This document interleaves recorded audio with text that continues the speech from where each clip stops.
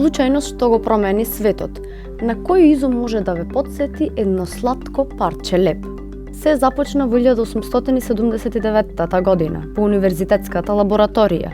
Истражувачот Константин Фалберг и неговиот професор Ира Рамсен тестираа нови методи за нанесување катран.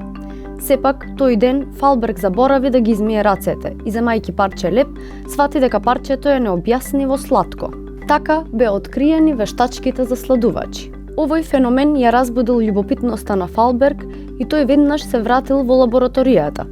Одлучил да истражи кое хемиско соединение е одговорно за благиот леб.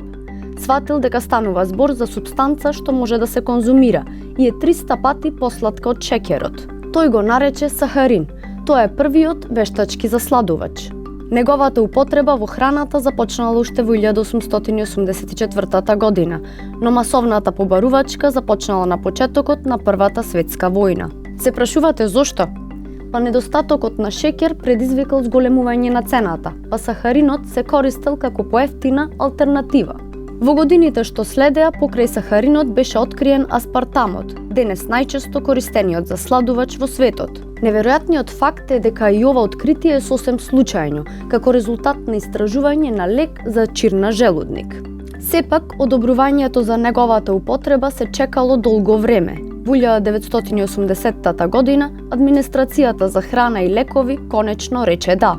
Тогаш започнала револуцијата во прехранбената индустрија. Во 2000-тите години вештачките засладувачи влегоа во спортската и нутриционистичката индустрија, а производите без шеќер станаа неопходен дел од здравата исхрана. Во годините што следеа, вештачките засладувачи стана едно од неопходните состојки што случајно влегоа во нашето секојдневие.